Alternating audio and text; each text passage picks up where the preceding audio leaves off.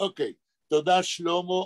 אנחנו מתחילים היום, לא תאמינו, פגישה אינטראקטיבית שלנו, של Learn Yiddish and Yiddish Literature Online, פגישה מספר 133.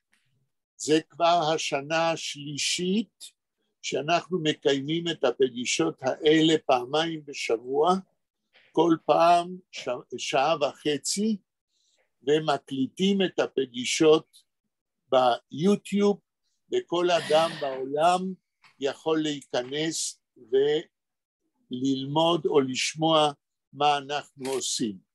היום בפגישה 183 אני חוטא כמו תמיד בהקדמות, לא הייתי אומר שהם לא לעניין, כי אני מקשר אותם תמיד ל-Learn Yiddish, לנושא של הלימוד שלנו, אבל אני מנסה לגוון את העניין של מקומה של יידיש בתרבות של עם ישראל במשך הדורות ובימינו. אני חייב לפני זה חוף קטן לבלה. בפעם שעברה אני לא זכרתי מה עשינו לפני שתי פגישות, ונכנסתי ליוטיוב ואני יכול להגיד לבלה להשלים את החסר. באותה פגישה לפני שתיים שלא היית בלה, כן. אנחנו אומנם קראנו זיידה סונניקלח, הסיפור של חיים גראדה, אבל את זה קראנו בשליש האחרון של הפגישה. וכהרגלי המגונה או הלא מגונה, התחלנו בהקדמה ועסקנו במוסד שהוא אוניקום במאה ה-20 בכל הנוגע ליידיש, ודיברנו בארוכה על הספרייה הציבורית במונטריאול. אני לא אחזור על כל מה שאמרנו, אבל אני הצגתי אותה כאחד המרכזים לתרבות יידיש, אם אני זוכר נכון, החל מ-1936 ועד ימינו. כן? ולכן חשבתי שמגיע לספרייה הציבורית במונטריאול, שאדבר לפני שני שיעורים עליה כעל מוקד של פעילות תרבותית, ובמשפט אחד אני אגיד שאין כמעט סופר יידיש נחשב שלא ביקר שם במשך המאה ה-20 וגם אחר כך, וההרצאות של אותם סופרי יידיש הוקלטו, וכיום יש ספריית אודיו שאפשר לגשת אליה דרך האינטרנט ולשמוע הרצאות של גדולי סופרי יידיש במאה ה-20, כולל המורים שלי, פרופסור דוב סדן ופרופסור חונש מרוק, והרשימה ארוכה ביותר, כולל, ופה אני מסיים את החובה שלי לבלה, כולל בקיץ 1982 אזכרה למותו של חיים גראדה, שציבור אנחנו קוראים, ובאותה אזכרה ניהלה את הפגישה ליבה אויגנפלד. ליבה אויגנפלד דיברה בפתיחה שלה על דברים שקשורים לחיים גראדה בווילנה, שלא ידעתי ושאף אחד לא יודע.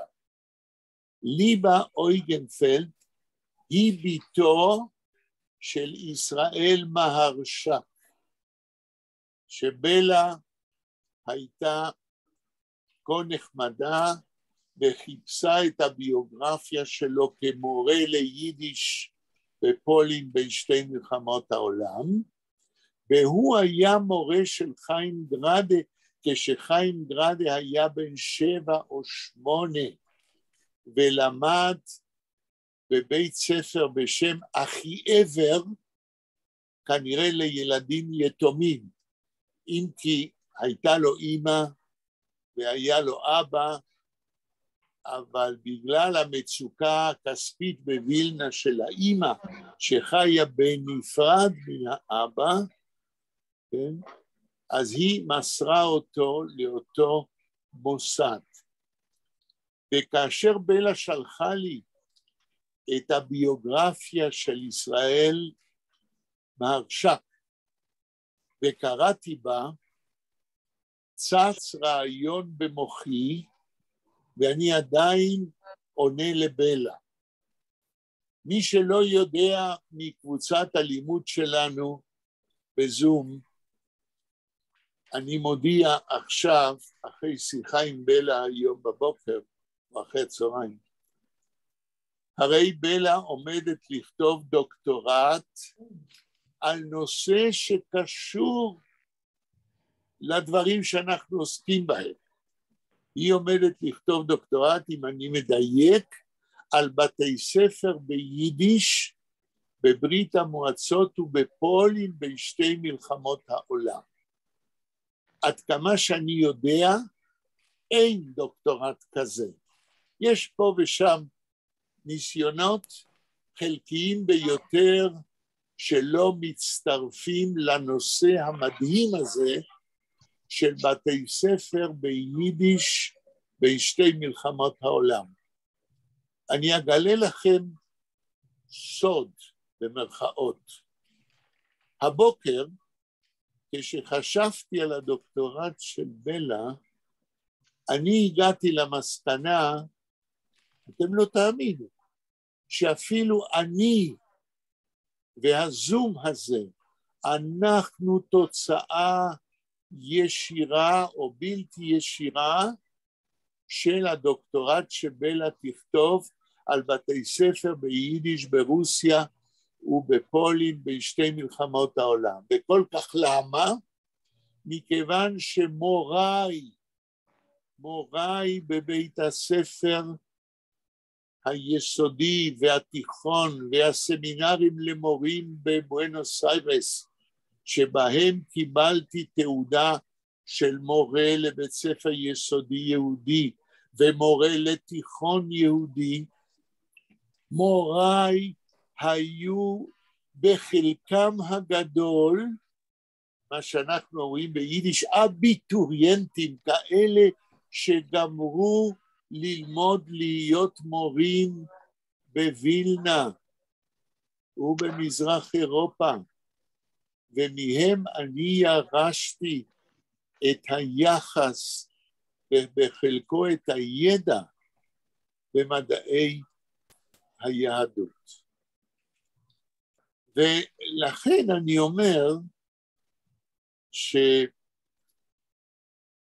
שבלה עומדת לעשות, והיא עכשיו עומדת לחבר סופית הצעת מחקר באוניברסיטת בר אילן, אני מקווה בלה שאני מדייק, בהנהלתו, בהדרכתו של דוקטור פרופסור נתי כהן, כשהיא תכתוב את הדוקטורט, יהיה לנו פרק מפואר בתולדות תרבות החינוך היהודי באירופה בין שתי מלחמות העולם, שההשפעות של אותם מוסדות הולכים הרחק עד ימינו, ואפילו עד לזום הזה.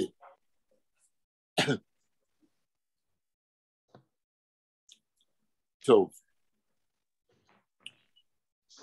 מה שרציתי לעשות היום כהרגלי המגונה, הוא להגיד כמה דברים לפני שאנחנו נכנסים לחיים גרדה לזיידס ונייליקלך, דרך אגב, נחמה ווורה, נתנאל שנמצא איתנו, הוא ניהל את הפגישות הזום שלנו שנה שלמה בערך, והיום קיבל חופשה מצה"ל, והוא נמצא איתנו. מה שרציתי להציג בפניכם היום, ותסלחו לי על החופש שאני לוקח לעצמי, תראו, אני למדתי באוניברסיטה העברית סוציולוגיה וסיימתי בתואר BA. ובסוציולוגיה, בפעם הראשונה שבאתי לשמוע שיעורים, זה היה באוקטובר-נובמבר 1960. באתי כבחור צעיר עולה חדש, זה 3 חודשים בארץ, שלא יודע מהחיים שלו על החברה הישראלית, שגר בשיכון סטודנטים, עברית לא היה חסר לי, כי באתי כמורה לעברית מארגנטינה, אבל לא היה לי מושג לאן אני נופל באוניברסיטה העברית. ואני מגיע לשנה הראשונה בלימודי סוציולוגיה, נכנס לאולם גדול בבניין קפלן, יושבים שם אולי אפילו 100 סטודנטים, בקורס כללי ללומדי סוציולוגיה. אני ככה כעולה חדש שעוד לא יודע לאן נפלתי, יושב לי, אתם יודעים, האולמות הגדולים בקפלן, זה הולך במדרג. אני יושב בשורות העליונות, כן, וכל שורה כלפי מטה יורדים, והמרצה עומד למטה, כן, על הפודיום שם, והמרצה הוא דוקטור ליסק, שנותן לנו מבוא כללי על סוציולוגיה. וזה יומי הראשון, כן, בחוג לסוציולוגיה, ודוקטור ליסק עם העיניים הכחולות שלו, מדבר על סוציולוגיה. באותה תקופה, הכהן הגדול בסוציולוגיה, מישהו יודע מי זה היה? בעולם פרופסור הומנס, פרופסור הומנס מאמריקה, שדיבר על סוציולוגיה דרך גישה של פונקציונליזם, פונקציות. ועוד מעט תבינו לאן אני חותר.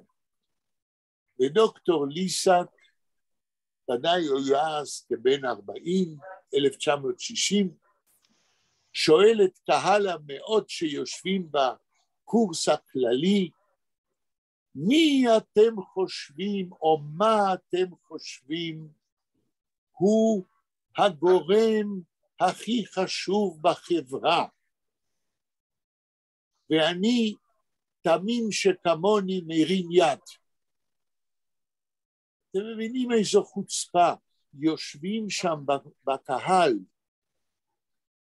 טייסי צה"ל שהפילו כבר כמה מיגים מצריים, יושבים שם אנשים שהם לא בני 19 כמוני, אלא בני 20 וכמה אחרי שירות צבאי, עם ניסיון גדול, ואני מרים יד. אז דוקטור ליסק פונה אליי בשורות האחרונות של האולם, ואומר, כן, מהו הגורם הכי חשוב בחברה מבחינת הסוציולוגיה? ואני בתמימותי אומר, האדם. דוקטור ליסק מרים עליי את עיניו הכחולות, שם מלמטה, ואומר, לא נכון, הפונקציה, התפקיד. אתם יכולים לתאר לעצמי שאני קיבלתי את השוק הראשון שלי באוניברסיטה העברית.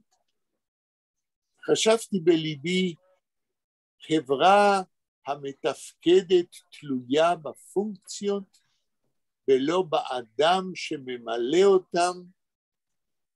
ככה התחלתי ללמוד סוציולוגיה.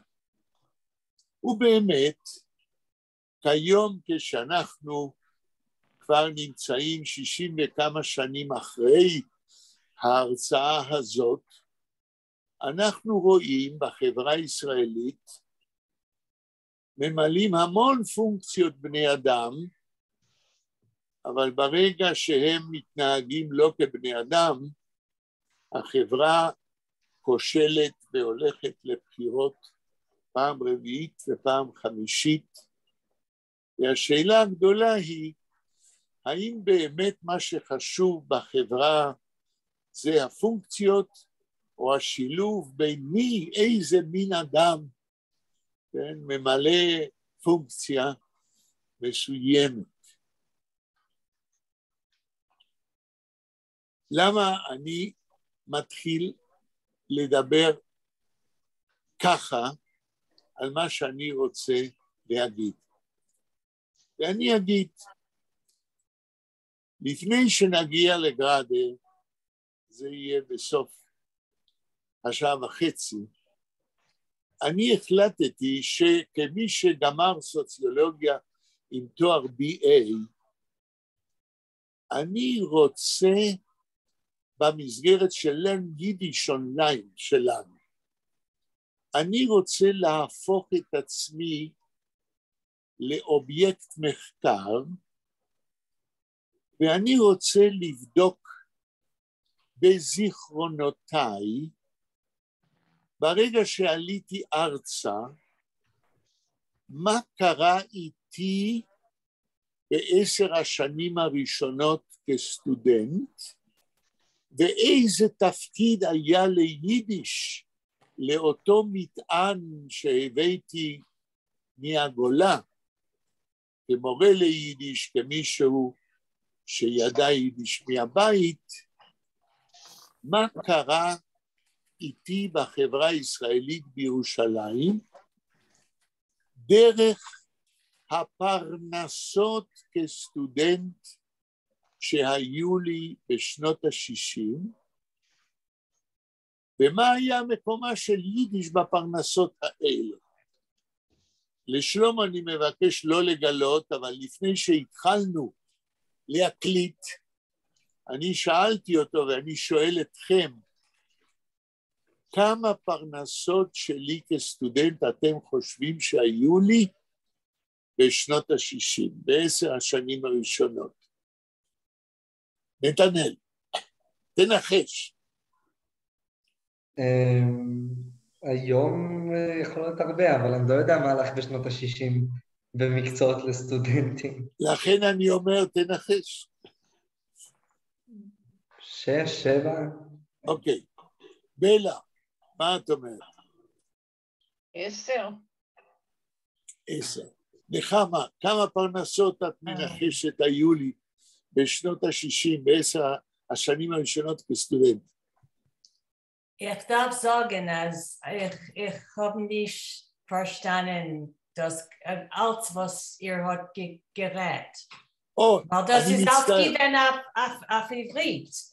Und aber ein bisschen, aber gut, nicht. ich will sagen sehr kurz auf Jiddisch.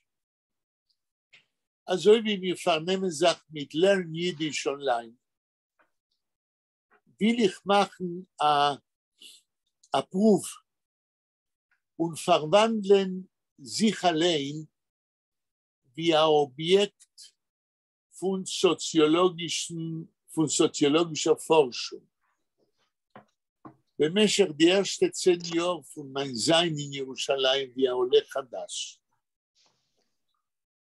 frag ich sich allein, was für eine Funktion, was für eine Ort hat gehabt Jiddisch in meine Parnoses wie ein Student.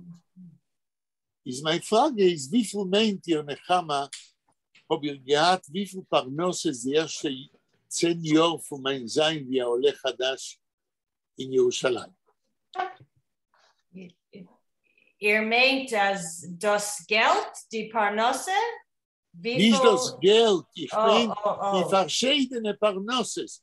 כדי שהמנש soll haben Geld, darf arbeiten etwas. Wie viel verschiedene Parnasses wie ein Student aber gehabt, meint ihr? Trifft. Das ist nicht kein Examen. 5, 6, Okay. 7. Vera, כמה את אומרת?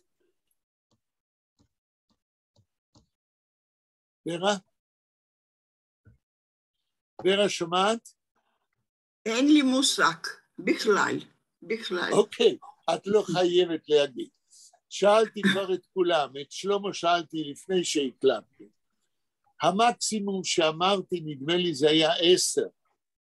ובכן, היו לי, אני ספרתי לפני יומיים, היו לי 20 פרנסות שונות.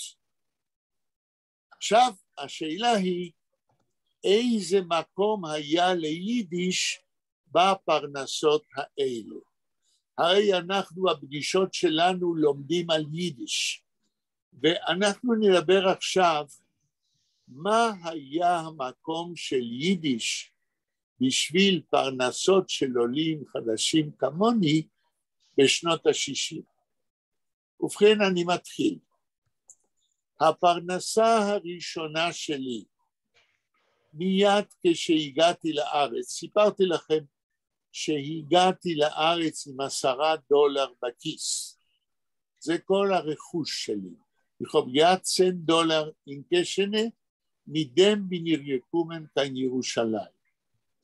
Habe ich gedacht, suchen Arbeit. Bin ich weg in der Munizipalität von Jerusalem.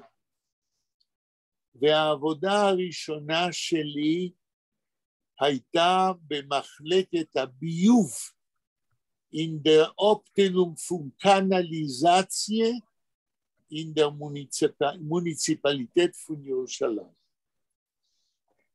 באתי ב8 בבוקר למחלקת הביוב, היה שם חדר, איפה שישבו 4-5 פקידים, ואני הייתי הפקיד החמישי, נתנו לי שולחן, נתנו לי ארגז עם כרטיסים, יכובקו מן הקרטוטק, wo mir verschreibt, was die Täuschwin von Jerusalem bezahlen für die Kanalisation, für die Zinsen, המיסים של הביוב. Ich komme von einer guten Mischproche, hat man mir gesagt, du darfst verschreiben in die Kartisin, in der Kartothek, was jeder einer von die Jerusalemer Menschen bezahlt, jeden Monat oder jeden Jahr für die Missen, die Zinsen von der Kanalisation. Habe ich sich weggesetzt, 8 in der Früh und gearbeitet. Noch ein Show habe ich aufgehoben meine Augen von die Kartisin, von der Kartothek, und ich sehe 4-5 Beamte, die sind gesessen mit mir im Zimmer, religiöse Jiden mit Bart, die Bart liegen auf sehr על החזה, auf sehr, איך אומרים חזה ביידיש? auf sehr Brust, und sie schlafen. 4 Pkidim in der Munizipalität von Jerusalem. Wenn ich habe gesehen, die Sache, habe ich gesagt zu sich allein, Das ist nicht kein Ort für mir. Und noch 2-3 Tage habe ich sich abgesagt von der Arbeit.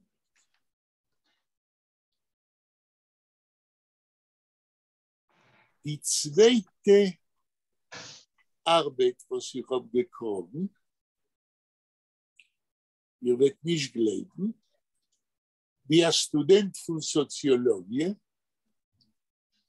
ist gewöhnt zu sein ein Madrich, ein Instruktor in einer vermachten Institution von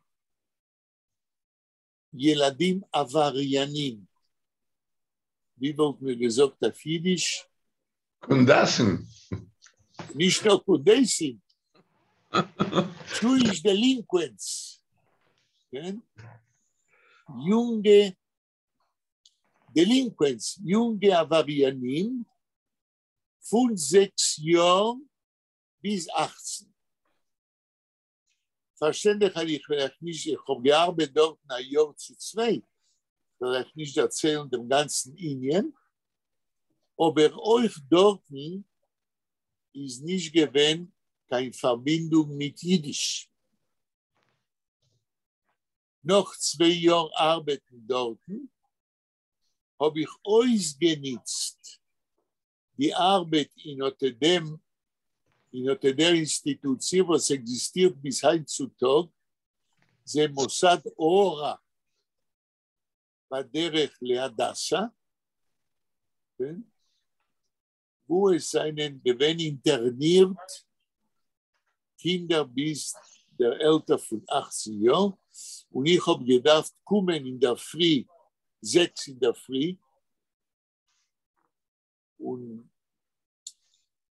kommen um 6 vor Nacht und sein sehr am Madrich und haben mit sehr Aktivitäten. Aber das ist gewesen für mich sehr gut, weil ich habe geschriebene Arbeit in dem Abteil von Soziologie. Die Arbeit ist gewesen ein Vergleich, Hashva'a. Der Name von der Arbeit ist gewesen התמונה העצמית של ילדים עבריינים, wo sie klären wegen sich, מה הם חושבים על עצמם, עם פרגלייך בהשפעה עם התמונה העצמית של ילדים ברחביה באותו גיל.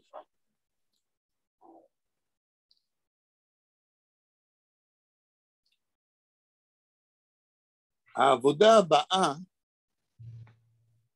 הייתה קשורה מאוד ליידיש. קיבלתי עבודה להיות ממלא מקום של המזכירה של המחלקה ליידיש בכל ישראל. אני לא יודעים אם אתם יודעים שבכל ישראל הייתה מחלקה ליידיש במשך הרבה שנים שקראו לה כל ציון לגולה. אולי ורה יודעת. שמעת ורה על מחלקה בשם כל ציון לגולה ששמעו את הרדיו הזה ברוסיה? שמענו כל ישראל. נכון. זו הייתה המחלקה ששידרה לרוסיה.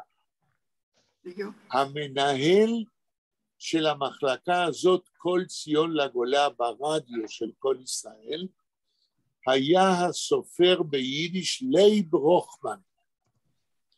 לייב רוחמן היה ניצול שואה שעלה לארץ אחרי המלחמה. הוא היה סופר בזמן המלחמה.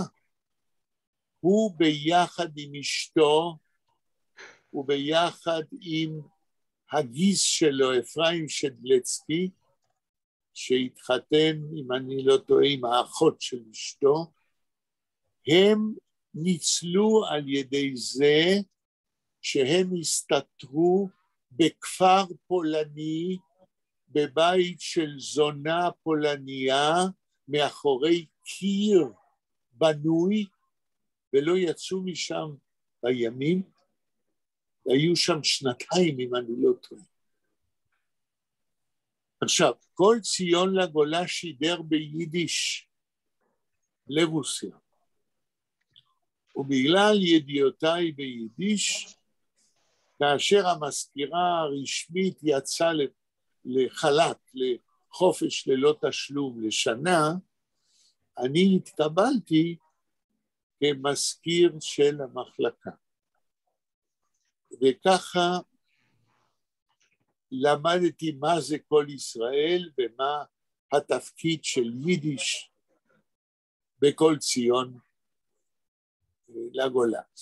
על כל אחד מהפרנסות האלה אני יכול לכתוב פרק שלם, אבל אני רק מזכיר אותם. עיסוק אחר שקשור ליידיש, שאני התפרנסתי ממנו כסטודנט, אם אתם יודעים, אני לא יודע אם אתם יודעים, שבשנות ה-60 היו קונגרסים ציוניים כל כמה שנים בירושלים. וב-1961, אם אני לא טועה, היה קונגרס ציוני בירושלים, בבנייני האומה. והיו באים יהודים מכל העולם, ומנהלים שיחות בהרצאות, בכל מיני שפות, כולל יידיש. ואני לא טועה, נשיא הקונגרס הציוני, נחום גולדמן, אז דיבר ביידיש. ואני הייתי צריך לתמלל, במכונת כתיבה, להקליד את הנאומים האלה מההקלטות של הנאומים האלה ביידיש. וזה מה שעשיתי. זאת אומרת שיכולתי להכיר בכנסים האלה את ההיסטוריה של התנועה הציונית, וכל זה קרה בירושלים. עוד עניין שהיה קשור ליידיש, והודות לו קיבלתי פרנסה מעניינת ביותר. בירושלים, ברחוב אלפסי 25, ברחביה, הבניין שבו בייגין הסתתר בתחפושת בזמן המנדט הבריטי. בבניין הזה, בקומת הקרקע, גר עיתונאי מבוגר, ששמו היה דוקטור יוסף קרוק. לא חושב שמישהו מכם שמע את השם. מישהו שמע את השם דוקטור יוסף קרוק? לא. לא. לא. ובכן, דוקטור יוסף קרוק, הוא היה יליד העיר צ'נסטחובה בפולין. Shame of me, I didn't know. shame. אנה, שלום. כן, שלום, שלום, אני לא שמעתי. אוי, אוי. הוא נולד בצ'נסטחובה, ששם היו מראים את המטקה בוסקה, את ה... כן. נכון, נכון. איך אומרים? יסנגורה, יסנגורה. כן, יסנגורה. נכון. בכנסייה, כן, של צ'נסטחובה, ואני הייתי שם, כאשר נסענו מורים ותלמידים לפולין, ב-1984, הגענו לצ'נסטחובה, והגענו לכנסייה, ואמרו לנו, בעוד שעה אתם תוכלו לראות את איך אומרים וירכם בעברית? את נו. איך אומרים מה? האמא שלי, מה? מה? שלמה? לא שמעתי את השאלה, איך אומרים מה בעברית? וירכם. כנסייה. האמא של ישוע. כנסייה. לא כנסייה. האמא. מריה, מדונה. מדונה. המדונה שהיא, כן, תוכלו לראות אותה מופיעה בתוך הכנסייה, מזיזים, כן, וילון, כן, כן. ואז מופיעה בלק מדונה. המדונה השחורה, כן. ובידה ישו הקטן, וזהו מאורע שכל כמה שעות קורה, וכל הפולנים הקתולים רצים לשם לראות את המדונה. זה מאורע דתי, והביאו אותנו לכנסייה, ואני ראיתי פולניות ממהרות בריצה כדי לא לאחר את הרגע, כי מזיזים את הווילון לא להרבה זמן, ופולניה אחת, אז אני ראיתי, פולניה אחת באה בריצה, וכשעשתה את העיקוף, לקחה את העיקוף לא נכון ונפלה, וקמה והגיעה, ואז כשהראו את המדונה השחורה, והזיזו את הווילון, כולם נופלים על הברכיים, וגם חלקים מהאנשים בקבוצה שלנו, כן, נפלו על הברכיים, כי רצו לעשות מה שכולם עושים. אני לא יכולתי ועמדתי. וזה היה חוויה מעניינת ביותר.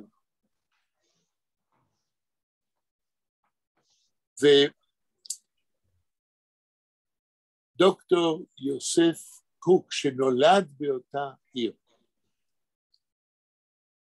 היה אדם מיוחד. ואני אומר מה שאגיד עכשיו, שתבינו שהייתה לי זכות לא נורמלית להיות המזכיר האישי שלו. אני הייתי המזכיר האישי שלו במשך איזה שנתיים. אני הייתי בא לרחוב אלפסי 25, פעמיים בשבוע. הוא היה נותן לי מכונת הרמס קטנה, מכונת כתיבה, והוא היה מכתיב לי מאמרים ביידיש, שהוא היה מפרסם בעיתונות יידיש בעולם ובארץ. עכשיו, מי זה היה דוקטור יוסף קוק? ב-1912 הוא כתב דוקטורט על הגירה יהודית בעולם. חוץ מזה, הוא היה מומחה לתנועות טרור באירופה על רקע פוליטי. והוא כתב מאמרים, ונדמה לי שגם ספר, על תנועות הטרור הפוליטיות באירופה.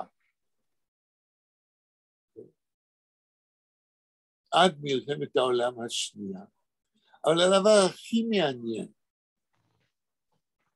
הוא מבחינת הביוגרפיה שלו, דוקטור יוסף קוק, יצא לו בביוגרפיה שלו להיות במקומות היסטוריים בתולדות תרבות אירופה בארץ ישראל. זה אני יודע מפני שהוא הכתיב לי מאמרים על הדברים האלה. בזמן המהפכה הרוסית הוא ישב בתיאטרון כאשר המנשוויקים הפסידו לבולשוויקים והתחוללה המהפכה הרוסית באוקטובר.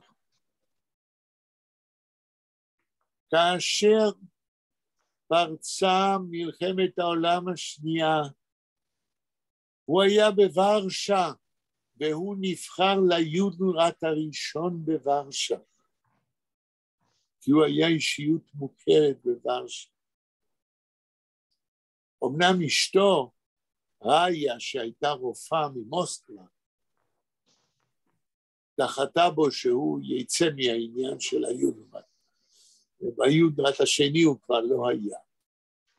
ובמצור על ירושלים, הוא היה בירושלים בזמן המצור, ועל כל המוקדים האלה בתולדות עם ישראל באירופה, הוא הכתיב לי מאמרים ביידיש, שאני הייתי מקליט בהרמס הקטנה, והוא כאדם כבר באמצע שנות ה-70 שלו, כשהייתי המזכיר שלו, הוא חי מאיזה קצבה של הסוכנות היהודית, וכתמורה הוא היה שולח למאמרים ביידיש, שהם היו מדפיסים בשנות ה-60.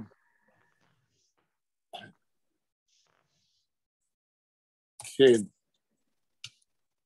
אז עד עכשיו הזכרתי לכם כמה פרנסות, רגע, אני מחפש, בתוך 20 הפרנסות היו עוד כמה, אני עשיתי לרשימה כדי להיות מסודר. פקיד בעיריית ירושלים במחלקת הביוב. זה שמעתי. 2, מזכירו הפרטי של דוקטור יוסף קוק. 3, עובד כסטודנט בקטלוג העברי. אחת הפרנסות היותר קשורות לעיסוקים שלי כיום, אתם מבינים שהפרנסות האלה התחלפו, ואז באתי לספרייה הלאומית כסטודנט, וביקשתי לעבוד בספרייה הלאומית.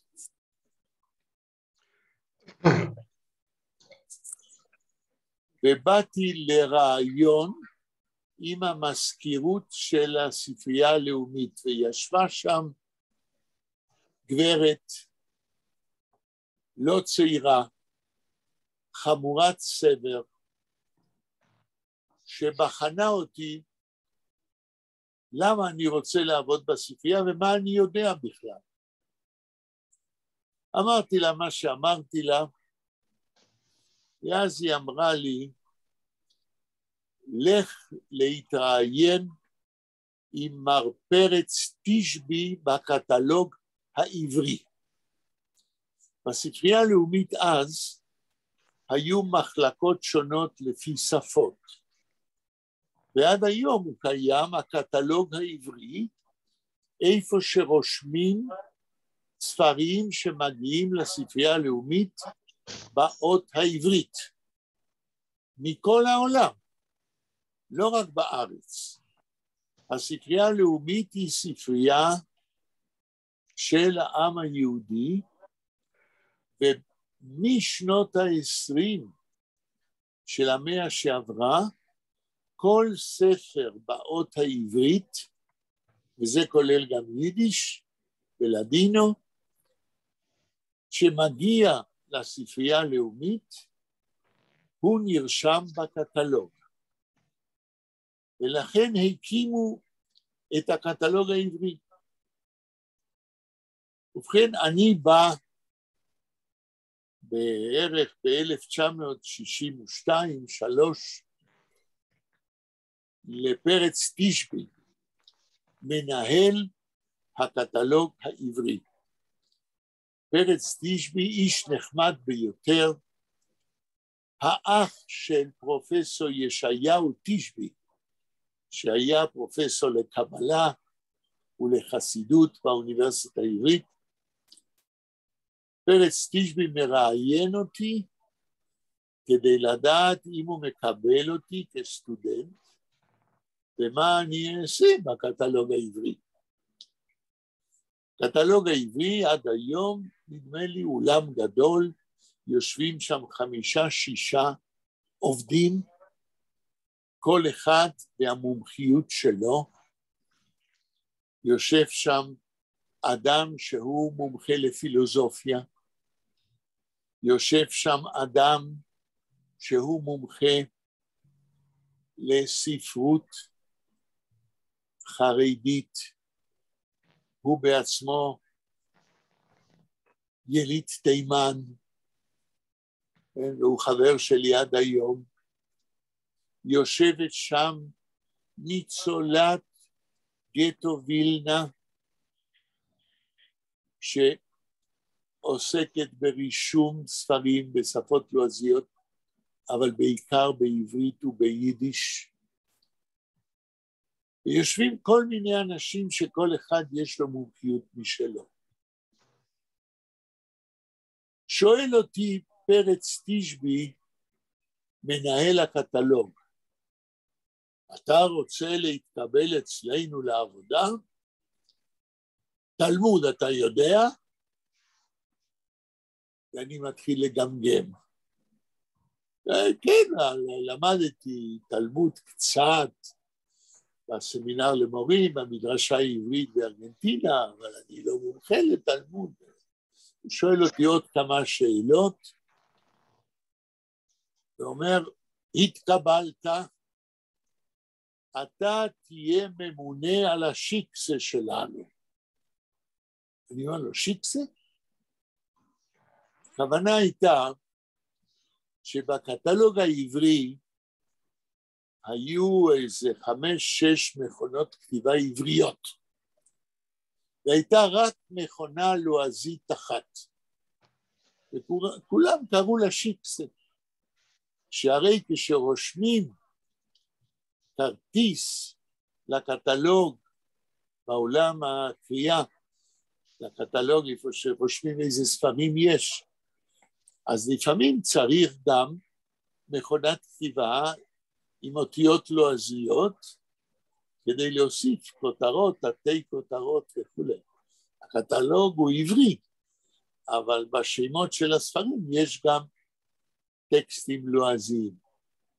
ונעשיתי ממונה על השיקסה, על המכונה הלועזית. למזלי, לפני שעליתי ארצה, אני ידעתי שפה אצטרך להתפרנס, אז הלכתי למכון פיטמן בבואנוס איירס, וקיבלתי כמה שיעורים בהקלדה עיוורת במכונת כתיבה. וזו הייתה אחת המיומנויות שלי, כשהגעתי לקטלוג העברי, 80 מילים בדקה. ובכן, בקטלוג העברי, הייתה לי הזדמנות לא רגילה לראות את כל זרם מדעי היהדות של ספרים שמגיעים מן העולם ומן הארץ לרישום בכרטיס לקטלוג. כמובן גם ספרים ביידיש לאט לאט, כיוון שידעו שאני יודע יידיש, גם רשמתי ספרים ביידיש וגם ספרים בעברית. בפעם ראשונה בחיי, בגיל 21 נגיד, הייתה לי הזדמנות שאין בדרך כלל לאף אחד, בגיל צעיר, לראות את הזרם האדיר של מדעי היהדות, של ספרים בדפוס באות עברית, שמופיעים בעולם כולו. ואיך אומרים בארמית? לאו מילתא זוטרתאי, זה לא דבר קטן, שאדם צעיר יכול בבת אחת לראות עד כמה שעולם מדעי היהדות מלא פרסומים של מחקרים ביהדות בכל מיני תחומים. לפני שאני ממשיך, יש למישהו שאלה בעניינים האלה? דניאל נכנס. שלום דניאל, אני לא יודע באיזה שלב נכנסת, זה הרבה זמן שאתה בו? לא היה לי בעיה עם המחשב שלי הזה. אני לא בבית ואני באייפון. אוקיי, אז זהו. אז ברוך הבא. האם יש למישהו שאלה על כל מה שאמרנו עד עכשיו? אם אין, אז אני ממשיך. אוקיי. מהקטלוג העברי, שבו עבדתי תקופה לא קצרה, אולי שנה, אולי שנתיים, הייתי כבר בן בית בספרייה הלאומית, התהלכתי בכל המחלקות, הכרתי אנשים, התקבלתי כסטודנט למקום עוד יותר מעניין בשבילי כאדם המעוניין במדעי היהדות. המקום הכי מעניין בספרייה הלאומית מבחינת חשיפה למדעי היהדות, אתם יודעים מהו עד היום? אוקיי. יש בספרייה הלאומית, ואז זו הייתה מחלקה עוד יותר פעילה, מחלקה שפרסמה 2 פרסומים ביבליוגרפיים כמה פעמים בשנה. וזו הייתה המחלקה הביבליוגרפית של הספרייה הלאומית, שפרסמה 2 פרסומים שכל מי שעוסק במדעי היהדות נזקק לו כדי לדעת מה הם הספרים החדשים שמופיעים על מדעי היהדות ובאיזה תחומים שונים. הפרסום הראשון, אולי לא שמעתם, קוראים לו בקיצור רמבי, ריש מם בית יוד, קיצור של רשימת מאמרים במדעי היהדות. מאז 1926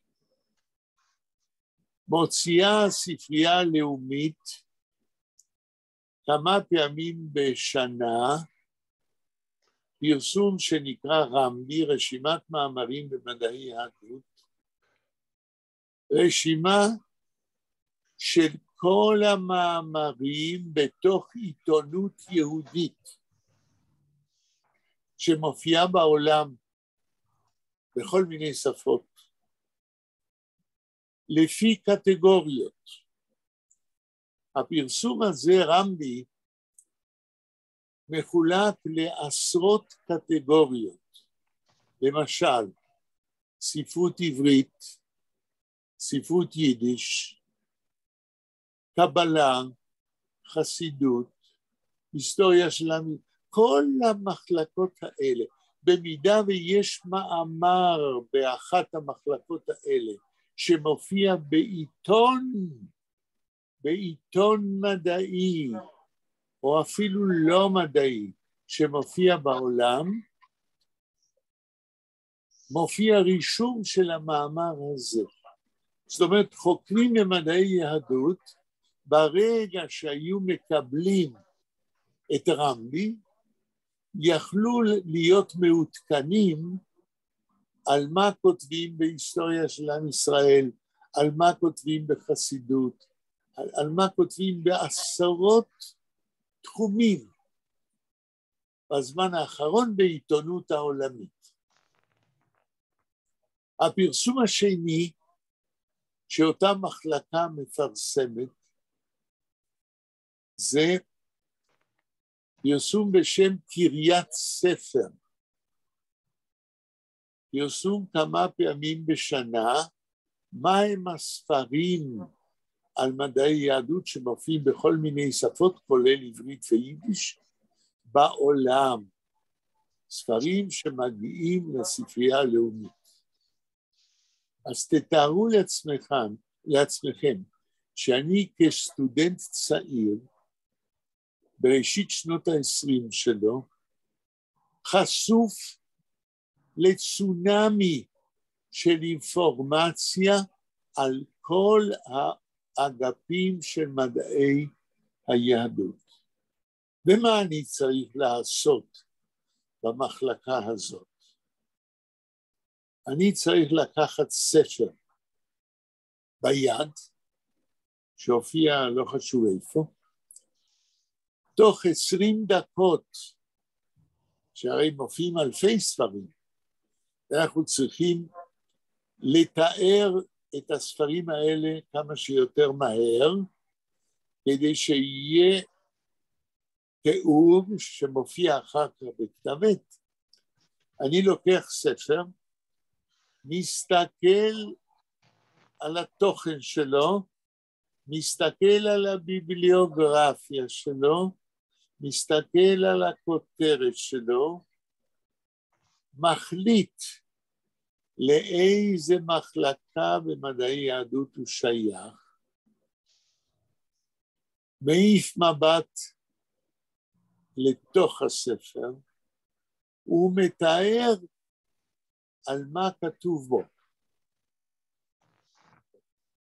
תוך כדי עבדתי שם כמה שנים טובות, ותוך כדי עבודה למדתי תוך 20 דקות להבין, בלי לקרוא את הספר, במה הוא עוסק במדעי יהדות. תרגול טוב יותר לחוקר בעתיד אין. והיה לי מזל גדול שבמחלקה הזאת הייתי חבר של המערכת של שני הפרסומים האלה במשך כ5 שנים. מנהלת המערכת הייתה אסיה נויברג, שזה היה מומחיותה. וכתבי העת האלה היו מכשיר ראשון במעלה כדי לעזור לחוקר מדעי היהדות להתמצא ולהיות up to date, לדעת מה הם המאמרים ומה הם הספרים שמופיעים. לפני שאני ממשיך, האם יש שאלה או קומנטר? Sie hat hier eine Frage oder etwas zu sagen zu dem, was ich habe erzählt. Wie so Pamelech bin ich hereingezogen geworden in der Forschung von מדעי היהדות. נתנאל, יש לך מה להגיד על כל הסיפור הזה? חוץ מזה שאני מקווה שהעבודה שלי תהיה מעניינת כמו שלך, אני לא כל כך. רגע, אני מנסה להבין מה שאמרת. חוץ מזה שמה? שהעבודה שלי כסטודנט תהיה מעניינת כמו שלך.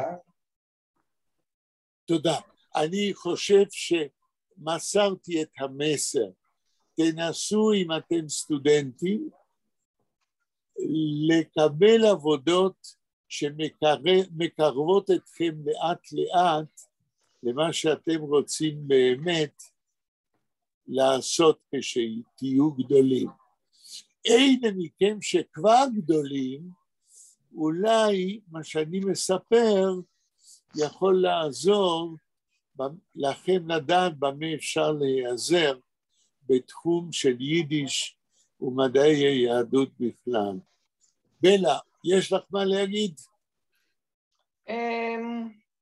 לא, אני רשמתי לעצמי להסתכל ברמבי, לראות אם יש להם מאמרים שיכולים להיות קשורים לנושא שלי. אין ספק. אבל מה, אם רשם דבר כזה, תראו, המחלקה הזאת, זה כבר כמה שנים טובות, לא קיימת כמו שהייתה קודם, וזה הכל זה קיים במחשב, זה קיים באינטרנט, אני יודעת. בדיוק. אז העצה הראשונה לך, בלה, ולכל מי שמתעניין, תסתכלו אילו מחלקות יש ברמבי. כי לפי המחלקות האלה, ודאי יש חינוך יהודי וכולי, אתם צריכים למצוא את המחלקות שמתאימות לדברים שאתם מחפשים, ותמצאו שם ללא ספק, אבל גם ספרים, גם בקריית ספר זה אותו דבר. אם יהיו מחלקות של חינוך יהודי, זה יכול לקצר זמן החיפוש. כן. שלמה, מה אתה אומר על מה שאמרנו עד עכשיו? אני נעלם דום, מה? נעלם דום מפני מה?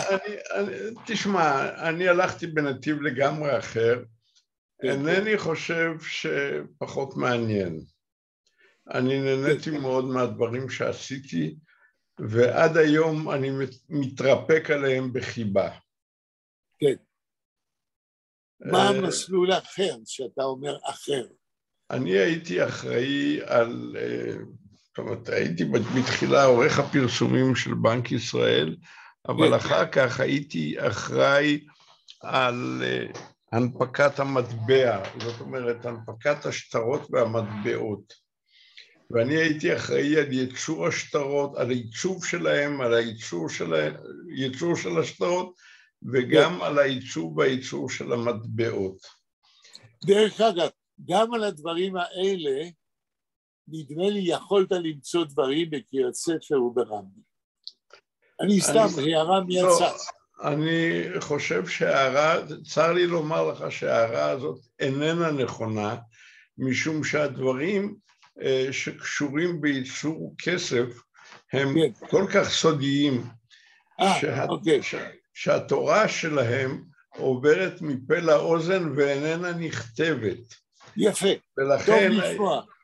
ולכן הייתי צריך או לנסוע לבתי דפוס אחרים, או להזמין מדפיסים אליי, ובצורה כזאת קניתי מומחיות בתחום הזה, שבסופו של דבר הובילה אותי להיות מומחה של קרן המטבע, שנשלח לכל מיני מדינות אקזוטיות, כדי לייעץ להם איך להנפיק שטרות. כך הייתי למשל בטאג'יקיסטן, ובבוסניה הרצגובינה, ועוד כהנה וכהנה, כולל גם ברבדוס. יפה, יפה. מעניין ביותר. ומאוד מאוד נהניתי. עד היום אינני מבין, היה בא אליי אורח, היה בא בשעות הבוקר, הייתי לוקח אותו מהמלון, והיינו יושבים עד שעות הערב, ומדברים על שטרות, ובסוף היינו, מה היה לנו לדבר כל כך הרבה על השטויות האלה? אבל כן, ככה זה קרה. טוב, זה עניין מקצועי, זה ודאי שאפשר לדבר מבחינה מקצועית. זה נכון מה שאתה אומר שההערה שלי לא מספקת את הצורך המקצועי, אבל נדמה לי שלגבי דברים שמותר להגיד, אולי יש גם מאמרים בפרסומים הביוגרפיים האלה. כן, יש למשל, יש ספר שנקרא Money of their own, כסף משל עצמם, ושם מתוארים המקרים של הזיופים המפורסמים של המאה ה-20, ושם מתואר, אחד הדברים הכי מפורסמים, זה שהאדם שהיה בתפקיד שלי בפורטוגל, הזמין לעצמו מהדורה של כסף, וחי לו חיי רווחה נפלאים, עד שעלו על זה, ויש את התיאור איך הוא נתפס וכו'. ויש גם, זאת אומרת, הייתי בבנק המרכזי של פורטוגל, אז שם הראו לי מהם האמצעים שהם נקטו ונוקטים עד עצם היום הזה, כדי למנוע פרשה כזאת. כן, אני שמעתי, אני לא מבין הרבה בזה, אבל שמעתי שבשטרות יש איזה פס לזיהוי נגד זיופים. יש כל מיני, פס זה אחד האמצעים, אבל בכל פעם שיוצא שטר חדש, בנק ישראל כמו בנקים מרכזיים אחרים מפרסם את הסימנים לציבור. הוא איננו מפרסם את הסימנים הסמויים שאותם הוא בודק באמצעות מכונות שיועדו לשם כך, שאותם לא רואים בכלל. כן, מרתק. טוב. אתה רואה, אתה כבר נשבעת. ודאי, זה מרתק ביותר, אבל זה קצת סותם מהקו בהחלט. מקומה של יידיש בשנות ה-60, כן, אבל אין ספק שעד עכשיו יידיש עזרה לי כנראה, כן, אני מסתכל אחורה ורואה שבלי שהתכוונתי, כן, יידיש עזרה לי לסלול את דרכי עד למקום שאני נמצא היום. אני, מכיוון שעשיתי רשימה, אני רוצה לראות אם יש עוד כמה כאלה. רגע. מורה לספרדית של אלוף יוסף אבידר לקראת היותו שגריר בארגנטינה. כן, לא, זה סתם הערה מהצד, בגלל שבאתי עם ספרדית, אז גם בתוך איזה 2-3 עבודות כסטודנט לימדתי ספרדית את האלוף יוסף אבידר, כן, שגר בגבעת שהין, אני זוכר שם ישן שהיום לא היה בירושלים, ולימדתי בנות של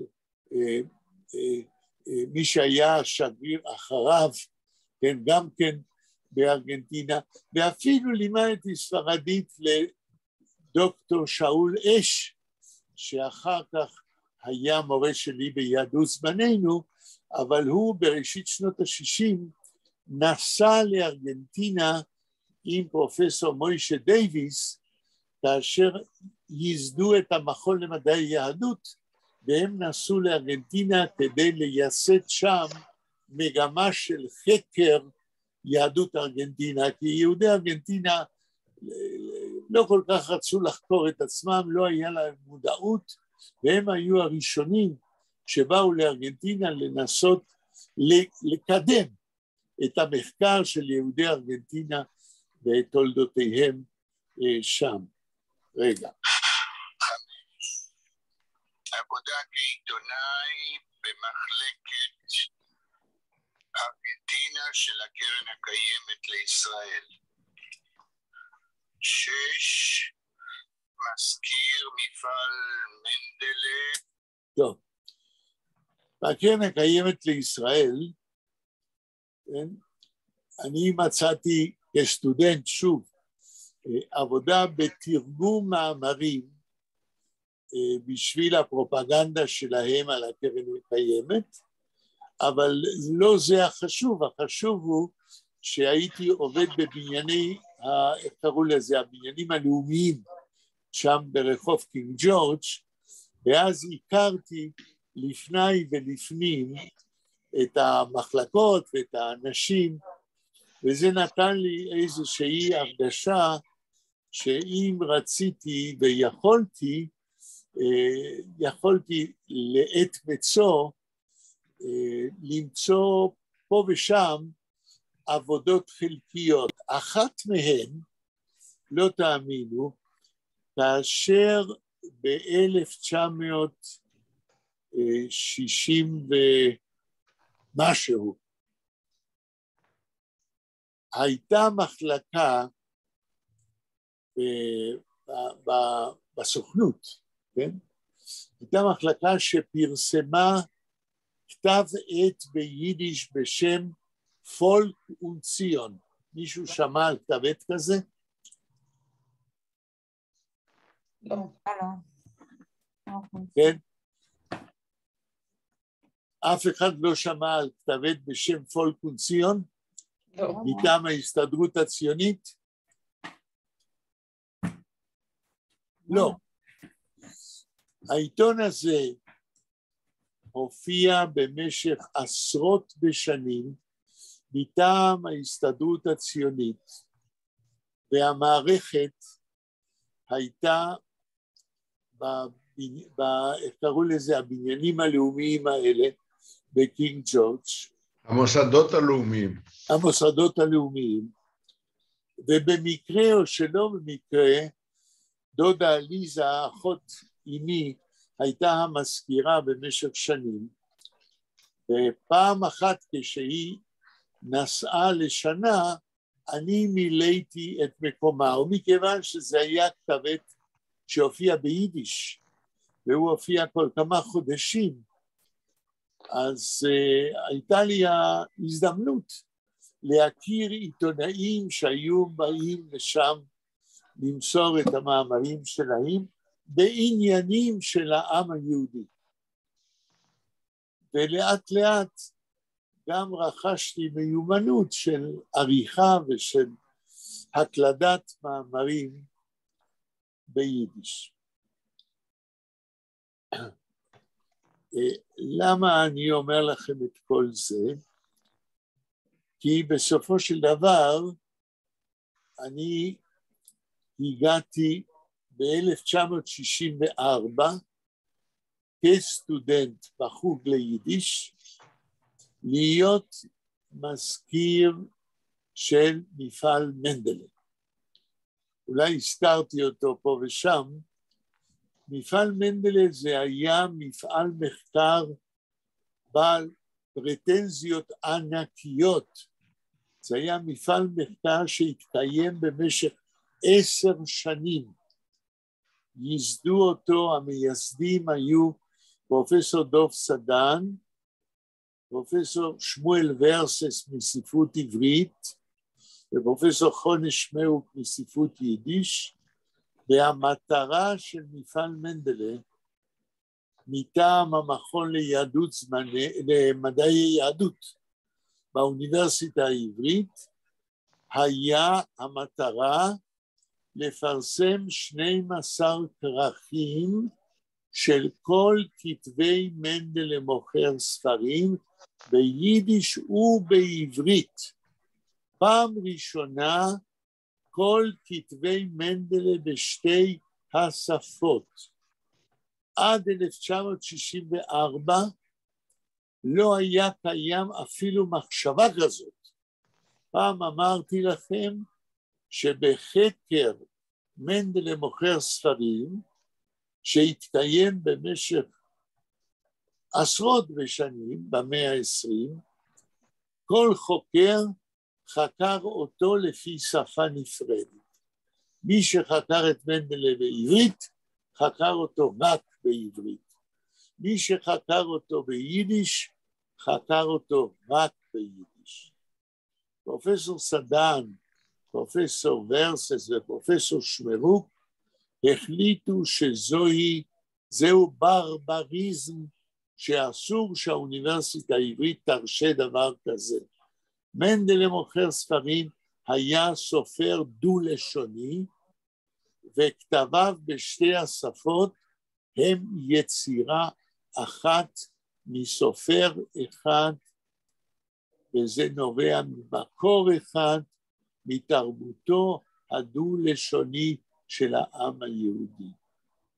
ואז הושיבו אותי כמזכיר מפעל מנדלה, והושיבו עוד תלמיד מספרות עברית, כדי שאנחנו נקדם מחקר על מנדלה כסופר דו-לשוני. אמנם הסטודנט של החוג לספרות עברית לא ידע יידיש, ולכן אני הייתי ממונה על שתי השפות ועל המחקר ואיסוף החומר בשתי השפות. ב-1965, שנה אחרי שנוסד המפעל הזה, מפעל מנדלה פרסם פעם ראשונה ביבליוגרפיה של כל כתבי מנדלה מוכר ספרים בשתי השפות. זה היה פעם ראשונה שדבר כזה נעשה, וזה קידם את המחקר של מנדלה מוכר ספרים כסופר דו-לשוני עד היום.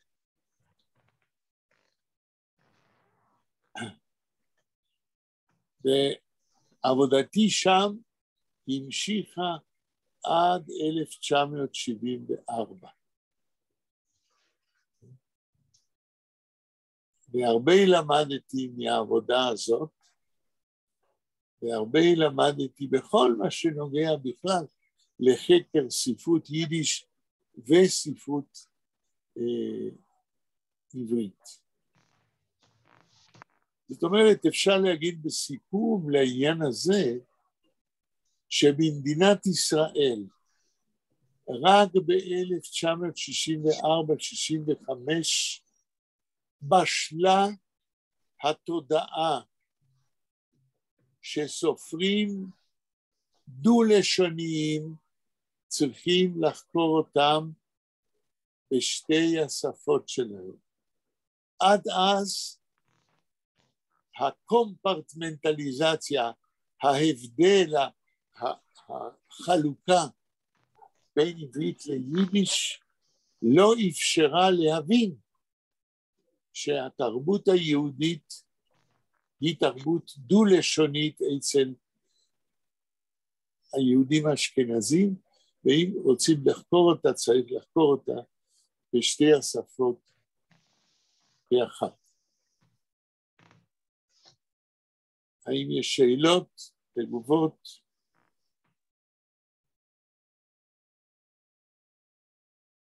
טוב, אני אעצור כאן את הסיפור על 20 הפרנסות שלי. אני חושב שהנקודה הובהרה מספיק. עד כמה שבשנות ה-60 היה לי בהחלט מקום להשתמש ביידיש שידעתי לצורך דברים שבחברה הישראלית היו קשורים ביידיש. אני רק צריך להזכיר עוד פרנסה שלי מאוד חשובה בשנות ה-60, במחצית השנייה של שנות ה-60, כאשר הפכתי להיות המורה הראשון ליידיש, לשפה ולספרות, בתיכון של קריית חיים. והייתי נוסע פעם בשבוע, ליומיים שלושה, לקריית חיים ביד חיפה, כדי ללמד בתיכון של קריית חיים כמורה לשפה וספרות יידיש, כיתות י', י"א וי"ב. עד אז לא היה הוראה בתיכון במדינת ישראל של שפה וספרות יידיש. וכדי לתת לכם מושג כמה שזה היה חידוש גדול ומוזר אפילו במדינת ישראל, אני רוצה להגיד לכם שבשנת 67-68, כשבאתי ללמד בשנה השנייה 3 כיתות, כי היו הרבה שרצו, ונאלצנו להרכיב 3 כיתות. אחת כיתה של י' ושתי כיתות של י"א. אז בפעם הראשונה ב-67-8, שאני מגיע ללמד, על הדלת של הכיתה שלי, אני פוגש שלט הומוריסטי, שמישהו מהתלמידים כתב, פה מלמדים טורקית. עד כדי כך זה היה מוזר, שבהתחלה לא הבינו מה זה עושה בבית ספר תיכון. אבל אני חייב להגיד שהכיתות האלה והניסיון שלי בלימוד יידיש וספרות יידיש היה ניסיון מאלף וחיובי ביותר, והתלמידים בהחלט למדו ונבחנו בבחינות בגרות. אחריי באו מורים אחרים בתיכון הזה במשך שנים רבות, כאלה שהיו תלמידים שלי, רק שאחרי איזה כ-20 שנה העניין נפסק, כי התחלף המנהל, ולא היה מי שיבין את החשיבות לדעתי של העניין.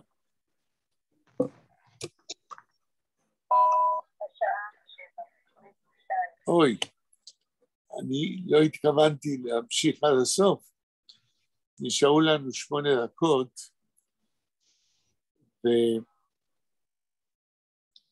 אני הייתי רוצה לעבור לגרדה, אבל רק 8 דקות זה מעט. האם יש שאלה או קומנטר לפני ש... אז תספר כבר איך הגעת למפעל דוב סדן, תסיים את מפעל דוב סדן. קפיצת דרך. אוקיי. איך הגעתי למפעל דוב סדן? תראו,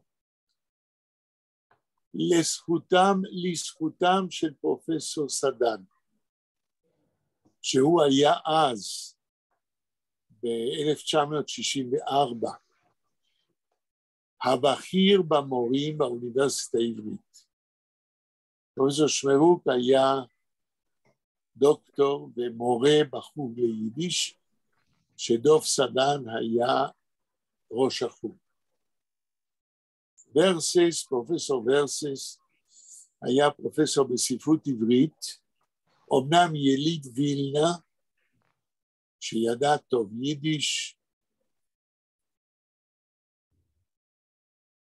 היוזמה הייתה כנראה של דוב סדן, והוא חיפש, כמו תמיד בהרצאותיו ובמחקריו, לקשור בין העברית והיידיש. ובמנדלה הוא ראה נושא למחקר בתחום הזה, של סופר שכתיבתו בשתי השפות יונקת ממקור אחד ומייצרת ספרות אחת. הרי מנדלה מוכר ספרים, היה מנהל של תלמוד תורה באודסה.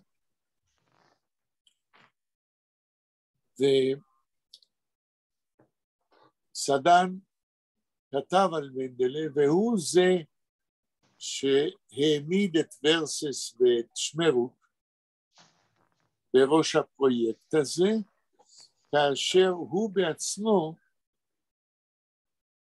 ועוד כמה פרופסורים באוניברסיטה העברית בתחומה של ספרות עברית היו בהנהלה התיאורטית. וכאשר היו צריכים להעמיד סטודנטים, אז פרופסור שמרוק פנה אליי והציע לי. ואני כמובן קיבלתי את זה ברצון רב, כי זו הייתה פרנסה רצינית כסטודנט, מטעם המכון למדעי יהדות. וזה נתן לי, לא תאמינו, זכות להיות בן בית לא רק בכל המחלקות של הספרייה הלאומית, שהרי מפעל מנדלה היה בקומה השנייה בספרייה הלאומית, היה לנו חדר מרווח, היה לי לרשותי שולחן, ואני לא מגזים, 3 מטר רוחב ו5 מטר אורך, ומלפים על כל הקירות. וכעובד במפעל מנדלה, הייתה לי זכות לרדת למחסן 3 קומות מתחת לאדמה של המחסן של הספרייה הלאומית, ולחפש ספרים כאוות נפשי. וזה נתן לי אפשרות לראות מה שאף סטודנט לא זכה, את עולמה של תרבות יידיש לא רק של יידיש, תרבות יהודית. אז בזמן שהייתי יורד לקחת ספרים בשביל המחקרים של מפעל דוב סדן, יכולתי לראות על המדפים כל דבר. תראו, זה כמו להכניס אדם לגן עדן בתחום שלו. אתה, איך אמר קרל מרקס, ההוויה קובעת את התודעה. הצורה איך שאתה חי קובע את הדרך איך שאתה מתייחס לחיים. בשבילי זו הייתה זכות נדירה שדחפה אותי כנראה באופן לא מודע למחקר, מכיוון שראיתי לפניי את כל תרבות עם ישראל ואת הקשרים בין הספרים השונים בתחומים שונים, במה שאני עסקתי בספרות יידיש ובספרות עברית. אז אם נסכם, נגיד שהיה לי מזל לא נורמלי, להיות מזכיר של מפעל מנדל למוכר ספרים, ובמשך 10 שנים להיות בקשר עם הבטן של הספרייה הלאומית. אני חושב שאנחנו כאן נסכם, אלא אם כן יש למישהו להגיד משהו, לשאול, להגיב. אוקיי. אז כאן אנחנו נסיים. אני מתנצל שסיפרתי כל כך הרבה על עצמי, אבל למעשה סיפרתי על פרנסותיי יותר מאשר על עצמי, והפרנסות האלה הפגישו סטודנט בשנות ה-60 עם העולם של מדעי היהדות, והיה לזה תוצאות מבורכות בשבילי מבחינה תודעתית ולימודית. אז ניפגש ביום חמישי, ותודה רבה לכם. תודה רבה. תודה רבה, פרופסור. תודה רבה. להתראות. תודה רבה. להתראות. אפשר לראות את ההקלטה. סליחה.